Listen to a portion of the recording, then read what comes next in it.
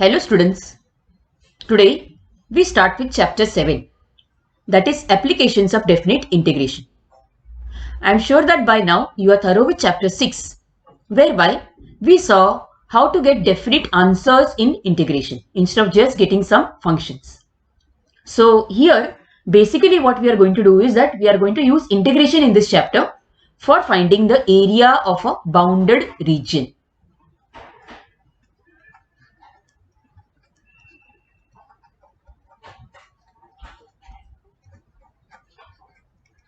Now this is an interesting concept actually.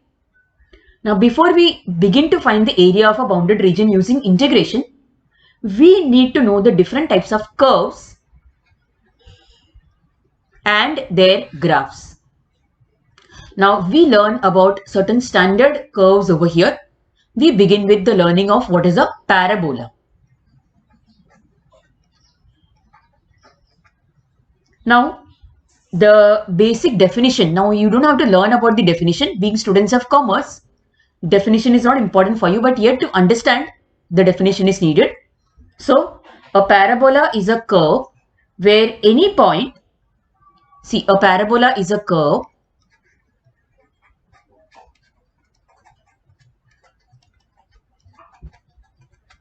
where any point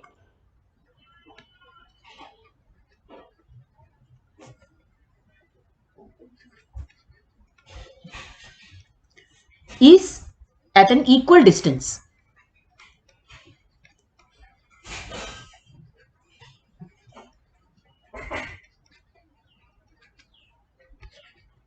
from, first of all, it is at an equal distance from a fixed point. Now this fixed point is called as focus, and secondly, a fixed straight line.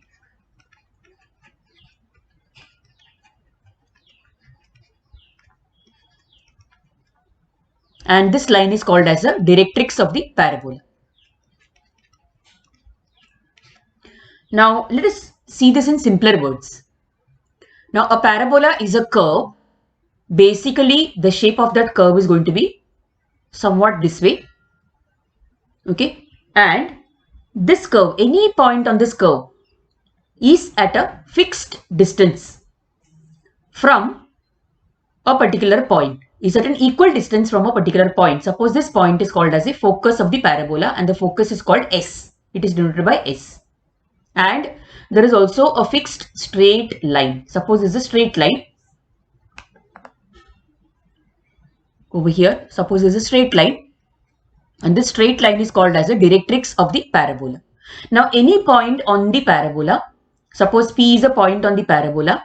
Now this P, distance of P from S and the distance of P from D is equal. So both these distances are equal. So in this way we define a parabola.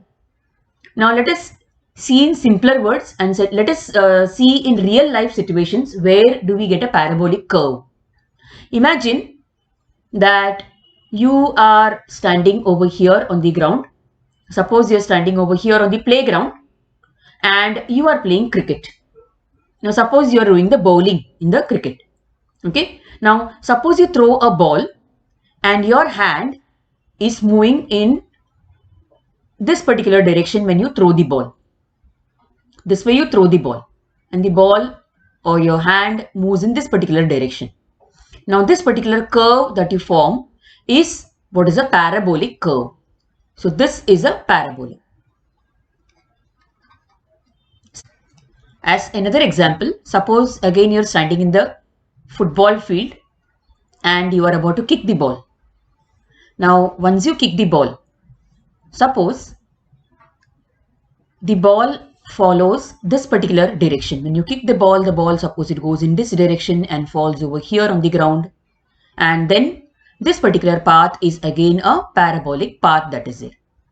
So these are some examples of parabolic curves which you can think about it when you next time play the ball, or when you next time move the ball, move your hand in a curve to throw things, to throw a stone, etc. Okay. Now we are going to find the area under the parabolic curve eventually in the lesson. But before that, we have to learn about the different equations of the parabola. They are what are going to come in useful for us for finding the area under the parabolic curve, that is it. So there can be different types of parabolas depending upon how the parabola is facing, whether it is lying on the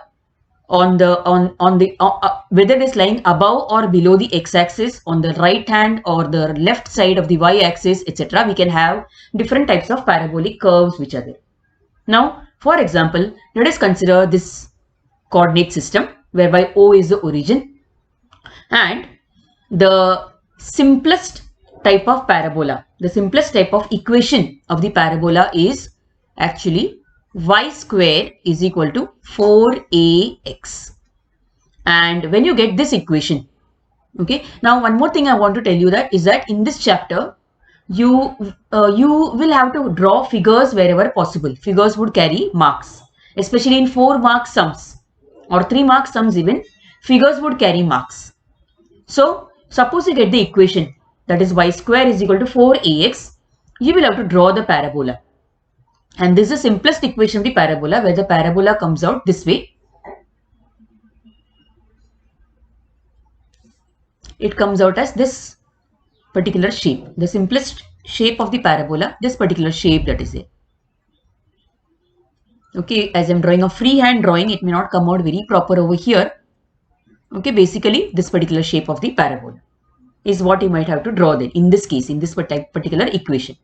Now over here, this parabola which is there, see, a parabola has two things which are fixed. I told you, one is the focus. The focus of this parabola is over here. S is the focus of the parabola. Now the coordinates of S are a, 0. So the point where S lies on the x-axis is point A in this particular equation. Okay, and similarly, what about the fixed line? The directrix of the parabola comes over here.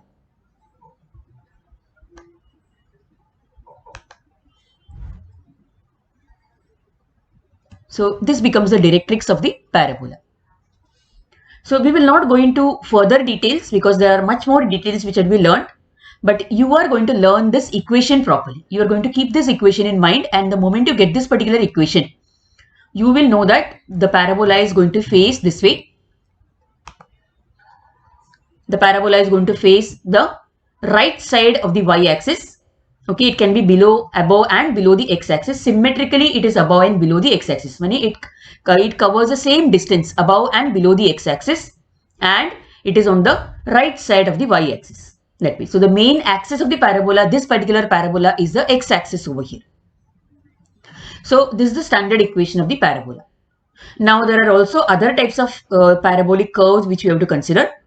Say, consider these other graphs which are there. Suppose now the parabola faces the left side of the y-axis this way. If you are drawing a parabola like this, on the left side of the y-axis, again x-axis becomes the main axis of the parabola. The focus of this parabola lies over here, S. Now since this S is lying on the left side of the x-axis, the coordinates of S are minus a, 0, and the directrix for this particular parabola lies over here. This particular line is the directrix for the parabola. These are the x and the y-axis, and this is the origin. So the equation of this particular parabola is y square is equal to minus 4ax. So again, keep this properly in mind. Y square is equal to minus 4ax. Then suppose the parabola can also lie this way, that is, it can lie above the x-axis. Okay, it can lie like this.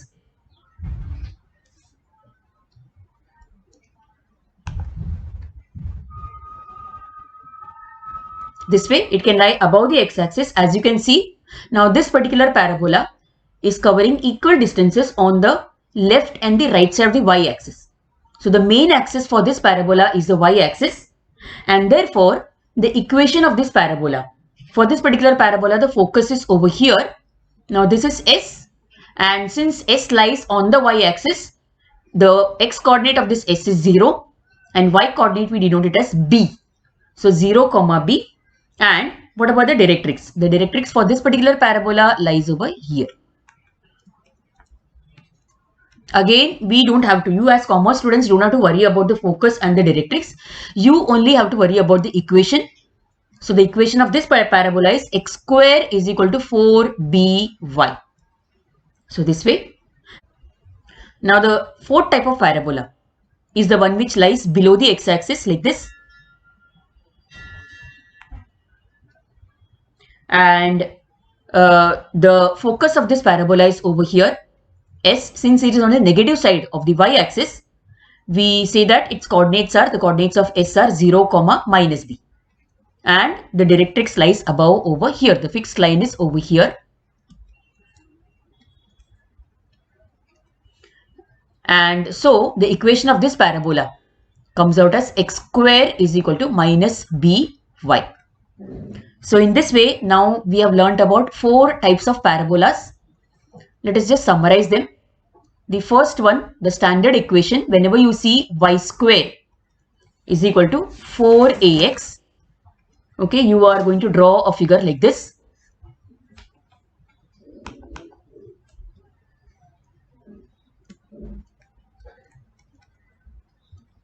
This way. Okay, and the remaining details we'll see later on. Secondly, when you see an equation like this, that is y square is equal to minus 4ax, the parabola obviously lies this way. This side you'll draw the parabola.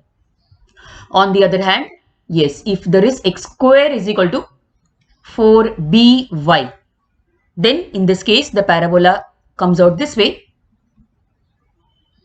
That is whereby the parabola lies above the x-axis like this. And if it is the fourth case, that is x square is equal to minus 4by, then it is going to be this way. So as a result, now we have learnt about the 4 standard equations of a parabolic curve, which you might get in the sums during the exam time. Now we move on to the next curve, next type of diagram, that is the ellipse.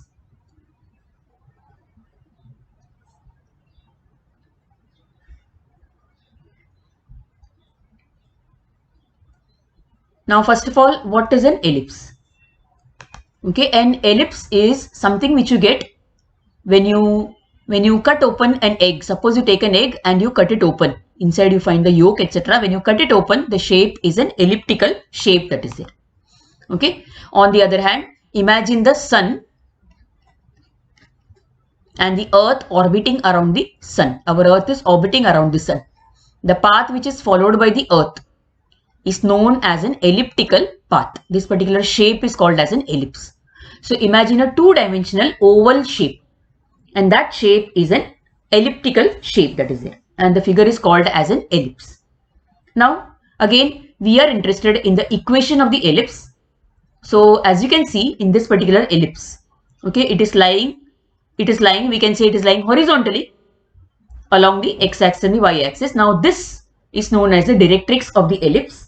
Okay, both these lines, this is called D dash and D. So both of them are the directrices of the ellipse. As usual, this is the origin, and the point where the ellipse touches the x-axis, this particular point which is there, it has the coordinates a, 0. And this particular point has the coordinates minus a, 0, because it is lying on the left side of the x-axis and symmetrically. Similarly, what about over here, this point over here where the ellipse is touching the y-axis?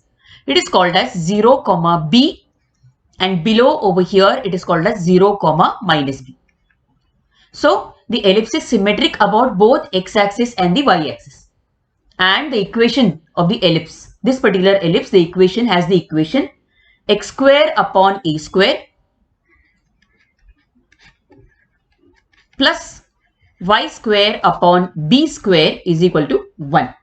Okay, in this case a is greater than b. As you can see, the distance a from O to this particular point, say AP or A, okay, this distance is greater than this particular distance from O to B. So as a result, this is the equation that we get. X square upon a square plus y square upon b square is equal to 1.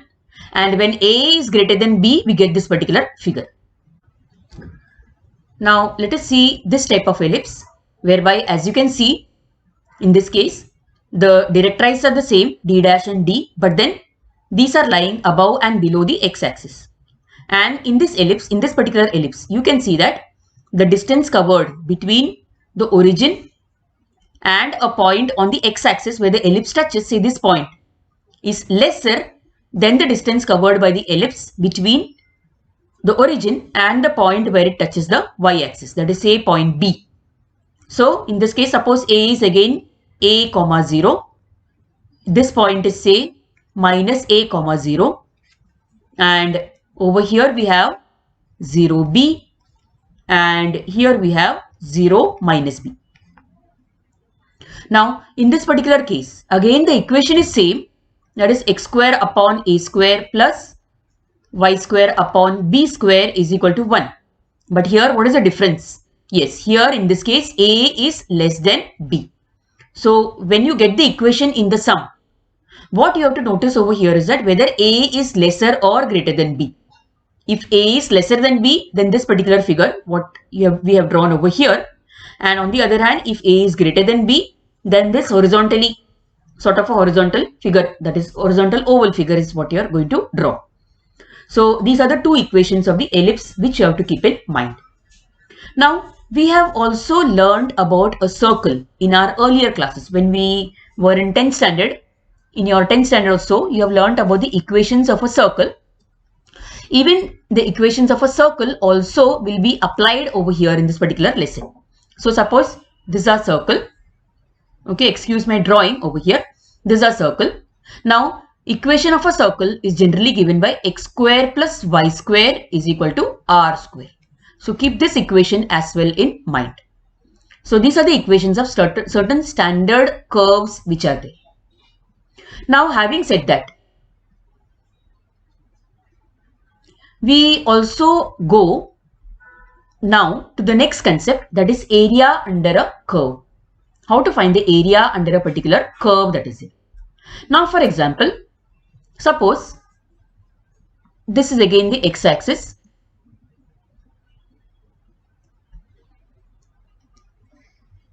So this is again the x-axis and this is the y-axis.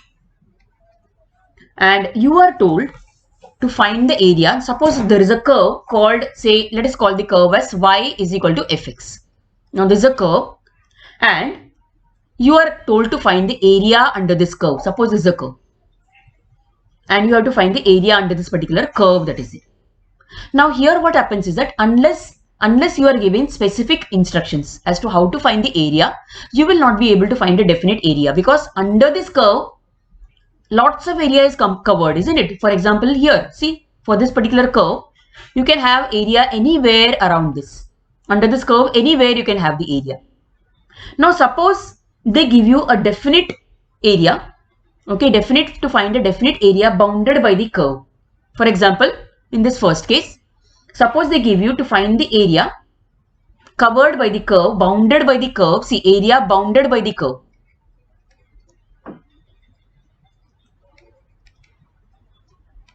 So bounded by y is equal to fx, which is the curve, as well as the lines x is equal to a and x is equal to b, and also the x-axis and the x-axis. Now what has happened? Now you are given a definite area to be found out. Now this area is definite in the sense you can actually draw this area over here.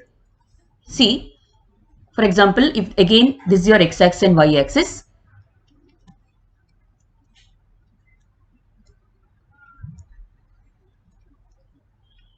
and this is our required curve called y is equal to fx, and then the lines x is equal to a and x is equal to b come this way.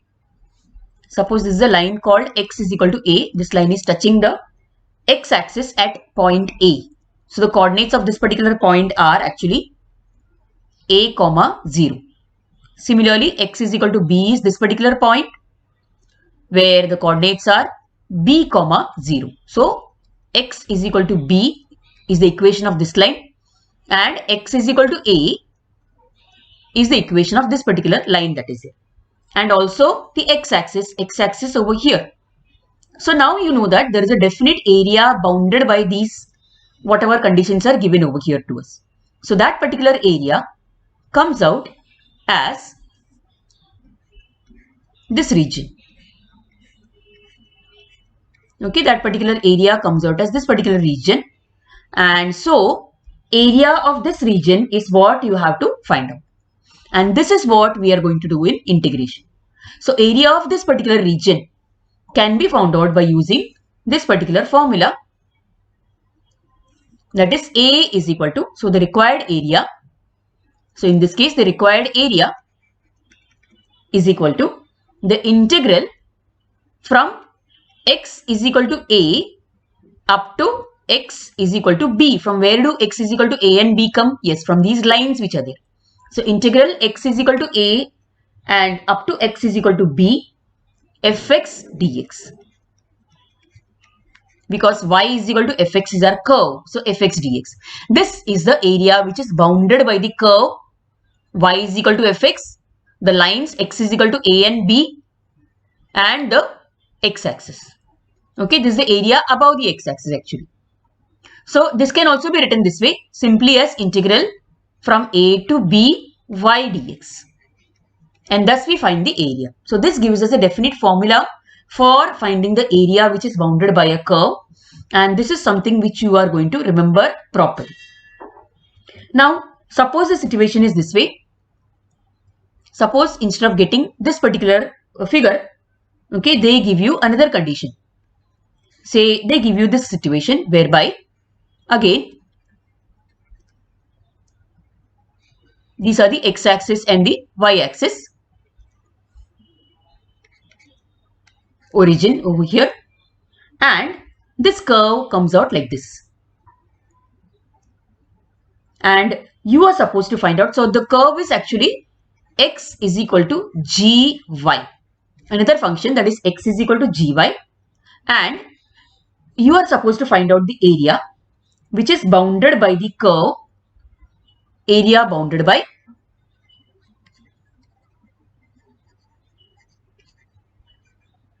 y is equal to, sorry, in this case it is x is equal to gy.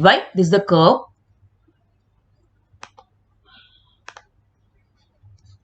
And the lines in this case are y is equal to c, y is equal to d, and also the positive y-axis, that is, and the y-axis. This way. So in this case, again, you have a definite region which can be drawn like this. Here, suppose this is y is equal to d, this point is d. So let me write the coordinate as it had to come as a straight line, mind you. Okay, so let me write the coordinates as 0, d. And similarly, this particular line, this would be y is equal to c. So 0, c. So the equation of this line is y is equal to d. And this one is y is equal to c. And the y-axis. So our area, required area, is of this particular region that is there. This region that is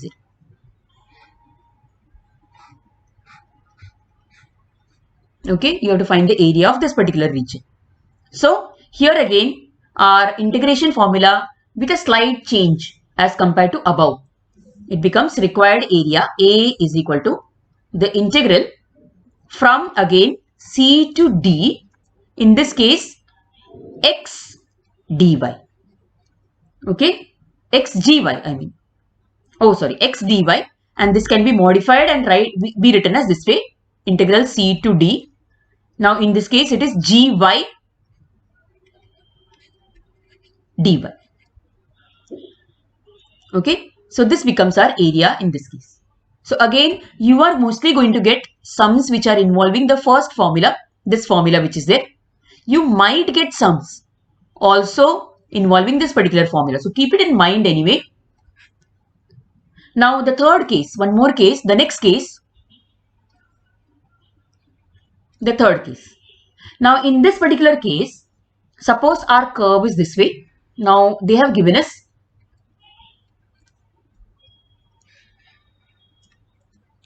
a situation where we have to find the area of the region bounded by,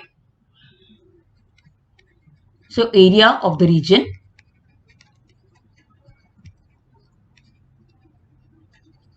bounded by two curves, bounded by the curves y is equal to fx, y is equal to gx also. So there are two curves over here. I'll show you how it is. And similarly, okay, the lines are x is equal to a and b, let us consider. So in this case, suppose the first curve is like this. The first curve comes this way. Okay, and this curve is y is equal to fx.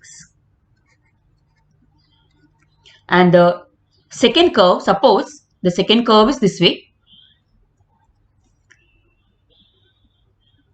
like this, and this becomes y is equal to gx. We are supposed to find the region which is bounded by both these curves. That means we are going to find the area of this particular shaded region that is here. Now how to find the area of this particular shaded region? That is where the lines which are given to us come in handy. Now the lines, our lines are x is equal to a, x is equal to a and x is equal to b. Over here x is equal to a. Okay, so the coordinates are a comma 0, and similarly x is equal to b is this particular line where the coordinates are b comma 0. That way. So over here what we do is we find out area is equal to a is equal to the absolute value, because it can be negative also. So the absolute value and of the integral, in this case the integral is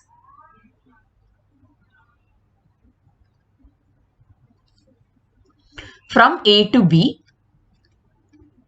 fx dx minus integral from a to b gx dx.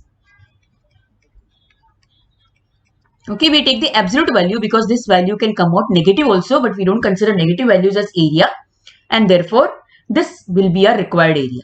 So you can imagine over here fx dx, area of fx dx would come out as this whole region, this entire region which is there would be fx dx, and gx dx would be just this region.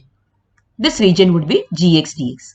So when we subtract both, this entire area minus this particular area, we would get the required area, which is the pink region which has been shaded over here. Just think about it for some time, you will get the answer here, okay, in your mind. Then the fourth case, where suppose the curve is under the x-axis. So curve under x-axis.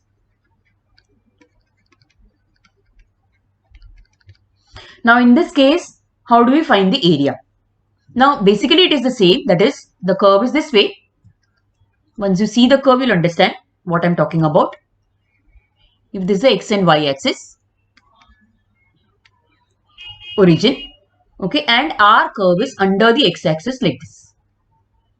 And the lines over here again are x is equal to a, this line is x is equal to a, and this one is x is equal to b.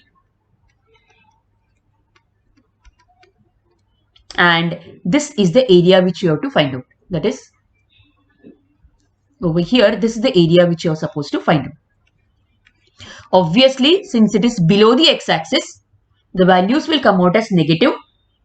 But in this case, to make it positive, we consider the absolute value. So in this case, the area will be a is equal to the absolute value of the integral from a to b fx dx. Okay, if the curve is y is equal to fx, then the area would be the mod of from a to integral a to b fx dx. Okay, so this is how we find the area. Even if it is negative, we do convert it into positive value. Okay, now one more case which you are supposed to consider. Now, obviously the area of the region which is above the x-axis is going to be positive. So there is no worry. Suppose the area is like this. That is, in this case, the required area comes out.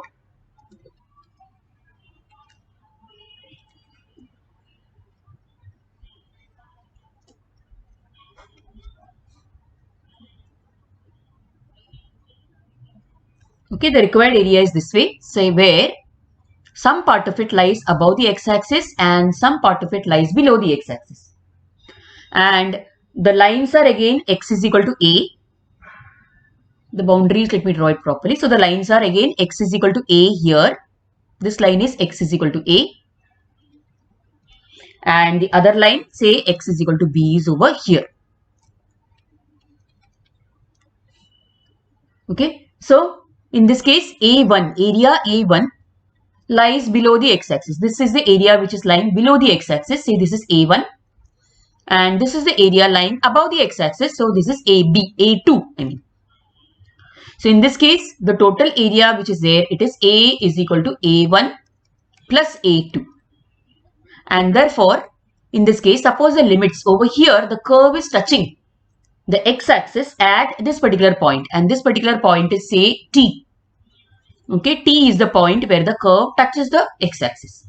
So in this case, when we find A1, so A1 comes out to be this way, that is A1 is equal to the integral from A to T, because A is a lower limit, obviously from the figure, A is a lower limit, T is the upper limit, integral from A to T fx dx. The curve is fx only. So the integral from A to T fx dx, but this is going to be negative. So we put a mod sign over here. And similarly, from, now what about A2? A2 is lying above the x-axis and the limits of integration in this case are T to B. Just observe over here from point T to point B. So these are the limits of integration from T to B, again fx dx. Okay, so these are the limits of integration. So now adding both of them, you are going to get the answer, final answer, that is it. Okay, as you do in this particular formula. So these are different types of curves which we have learned about how to find the area. The curve can lie either above the x-axis, as we saw in the first case, the area becomes integral a to b y dx, or on the other hand, it can lie on the right side of the y-axis, and thus we apply this particular formula from integral c to d gy dy. Okay, or it can lie below the x-axis like this. It can be two regions. It can be the area bounded by two curves, and we have to find the area between them. We can get sums of this type also. Or it can be the area which is covered on both the sides of the x-axis, above and below the x-axis. Okay, so we have learnt about different methods of finding the areas of a curve.